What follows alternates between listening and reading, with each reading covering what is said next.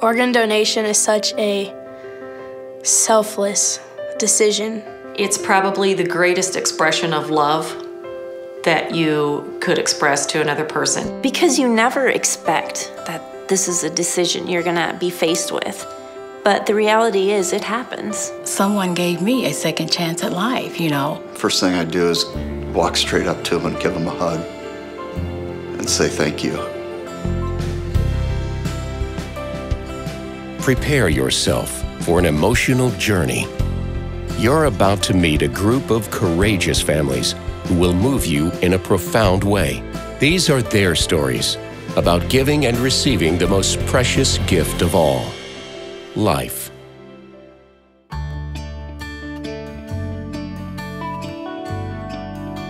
I like to play video games. I like to play basketball, baseball. Really, there isn't anything that he doesn't enjoy doing as long as it's active. He's kind of an old soul. He's very wise beyond his years. After we had done the biopsy, we sat down and had a long conversation with Dr. McGarry. In our mind, all along, we had anticipated that we were probably going to have to amputate the arm. He told us after he did the biopsy that basically there was a chance, if they could get all of the cancer and have clean margins all the way around, that they could potentially do a transplant.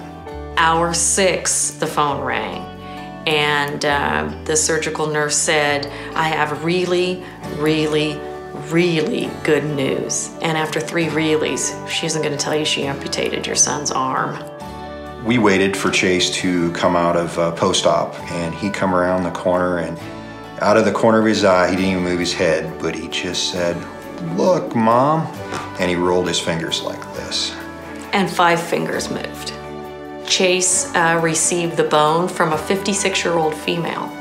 So if you can imagine a 56-year-old female In a 10-year-old body, saving, bone. saving the right arm of a then 9-year-old boy.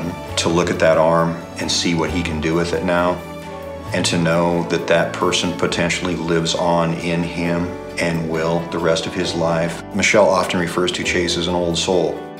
Now he truly is an old soul, because he's got the bone from a 56-year-old woman who had the forethought to think, I want to help somebody else. And that truly is a blessing to me.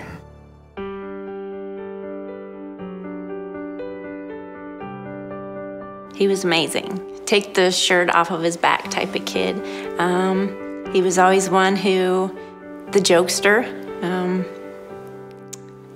Yeah. He was someone who could do anything he put his mind to. Our story's a little tricky. He decided suicide was going to end his existence on Earth. The point at where the doctors came to us and asked us if we were okay with donating the organs, we knew the right answer and we knew which direction we were going to go, but it was so final. It was a final moment for us, and it was hard, but we knew the right thing to do. Through the whole process, Nebraska Organ Recovery was so kind and considerate of our feelings. You know, they kept checking in on us. They kept us informed of you know, how it was going finding recipients. The kidney recipients were both grandmothers. A young father received the pancreas, liver, and intestines, and then an 8-year-old boy received his heart. I think a lot of people are scared of it, and the reality is that your loved one does not need it where they're heading. And what a precious gift to give, knowing that you helped. Even though in your darkest hour, your grief, you will find comfort and hope in what you gave.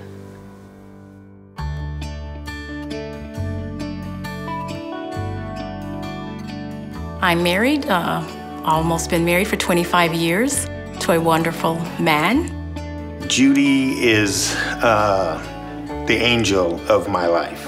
When I'm in the kitchen with him, watching him bake, I tend to say, oh no, you shouldn't do it like that, so I try to stay away.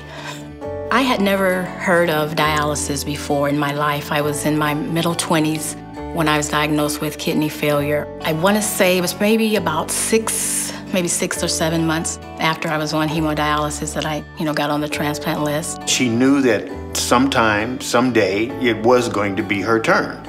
And she just had the strength and the wherewithal to live with the situation until that time came. The family whom I had received the kidney from, it was their daughter, and she had died in a car accident. The opportunity for Judy to be the recipient of this young woman's kidney, whose life came to a very tragic end. I'm so thankful to the parents of that young woman. Words can't explain how helpful you can be and how thankful the other person will become.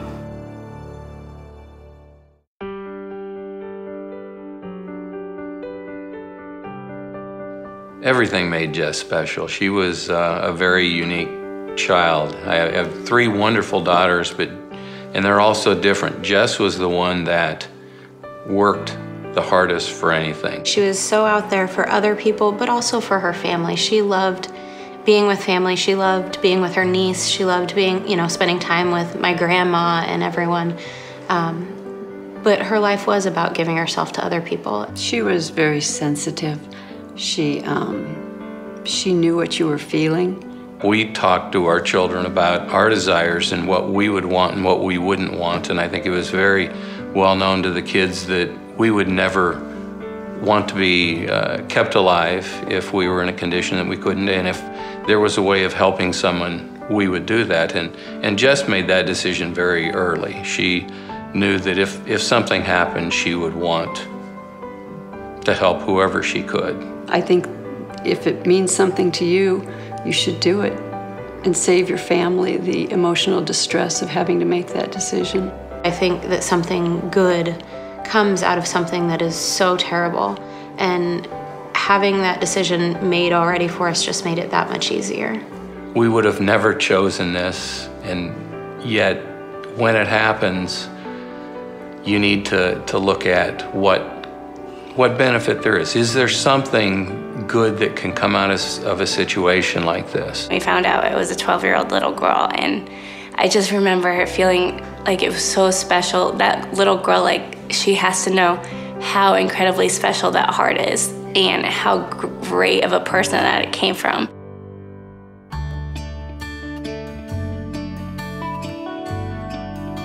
We enjoy photography, we enjoy sports. We're both retired, of course, now. We do a lot of traveling. We have a very good life. For several years, I had had problems with arrhythmias. And eventually, that caused a deterioration in the heart muscle. I was diagnosed with cardiomyopathy. They were pretty much knew that we were at the end of the line and that the transplant was going to be the answer. I had deteriorated to the point that it was almost all I could do to get from my bed to the bathroom and back to bed. Very weak. And I thought to myself that morning that if I didn't get a phone call soon, I wasn't going to make it. I was very frightened. And then I thought about a family somewhere that had just lost someone very dear to them.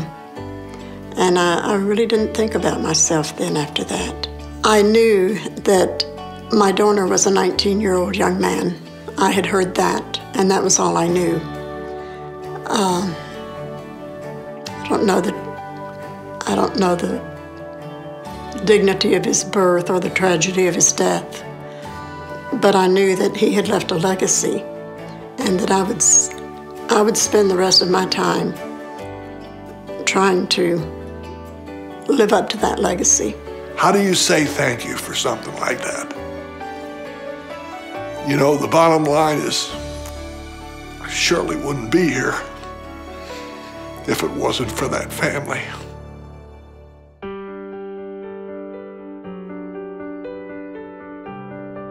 He was very conscientious. He was a perfectionist, very competitive, wanted to be the best, but had a big heart. He was awesome. About the best big brother anybody could ask for. He continually raised the bar in terms of expectations and just what he did. I mean, he had a lot of accomplishments.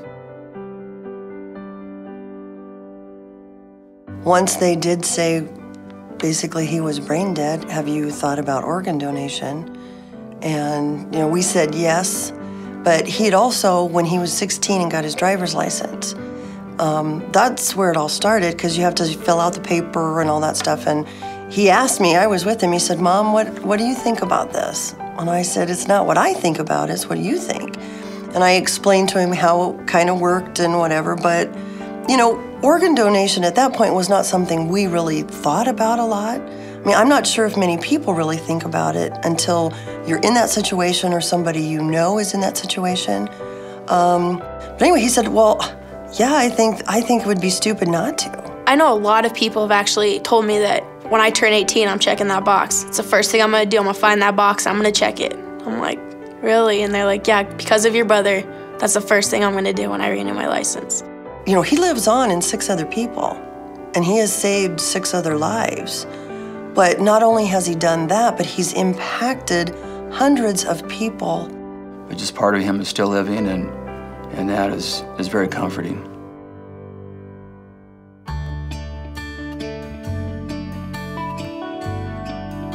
There's the 4 of us.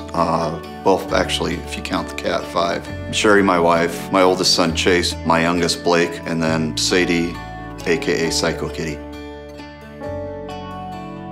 Over time, I just started slowing down and having more problems. And then I was diagnosed in 2004 with hypertrophic cardiomyopathy, which is the thickening of your left ventricle. I couldn't walk to the end of my own driveway to get the mail. I was, at the end, I was on oxygen and just really, I wasn't there. I remember waking up and, I had the trach tube, and the nurse had went and got my wife, Sherry, and she came up to me and said, everything went great, you have your new heart. As much as I could be joyful, I was happy. The gift of this transplant has given me the joy to see my 2 boys grow up and be involved in their activities.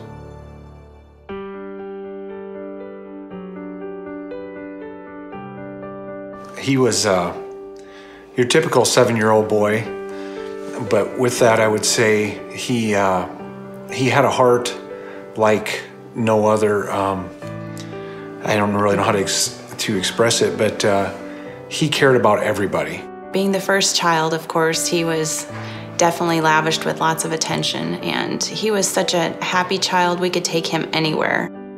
It was about 7:30 on a Wednesday night. He was riding his scooter out in the street, up and down the side of the street, in and out of driveways, and one of the neighbors who had just turned 16 had come down the road in his car, and Landon actually came up from behind a parked car to go around the parked car, and just happened that that's where this 16-year-old boy lived, and he pulled in, and he was struck by the car that the neighbor kid was driving.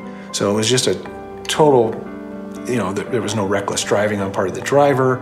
Landon hadn't shot all the way across the street. It was just one of those accidents that truly is an accident and a terrible deal, but he had received severe head trauma from that, and that is what, he went to the hospital in Norfolk and was flown down here to Omaha to Creighton University, and died as a result of his head injuries. There was no hesitation on our part. There was no question of whether it was going to be or not going to be an organ donation situation. When we realized what step we were going to be taking, I had written a letter to each of those people that were going to receive a part of him, because I wanted them to know who he was, who Landon was, and to be sure they were able to carry a part of that knowledge with them. It has made people that we know become organ donors. Put it on their license. You know, they have the red heart on there. It's just, I want people to know that it is the right thing to do. Someone else will live on possibly because of your organ donation. Each year, thousands of people die while waiting for the organ or tissue transplant they desperately need to save or improve their lives. A single organ donor has the power to save the lives of 8 people. One tissue donor can improve the lives of more than 60 people. Another name is added to the list of Americans waiting for life-saving transplants every 11 minutes. Somebody had died to give me life. We got a second chance on life, and not many people get second chances. I told them that as long as I lived, their son would live on in me in a way that I hoped would make them proud. There was a part of me that realized he was going to live on in these people that he went to. Organ donation is such a selfless decision. I don't know why anybody would not want to do it. By learning more about organ donation, signing your driver's license, and joining the registry, you make it possible to give the most precious gift of all, life. For more information, visit nedonation.org.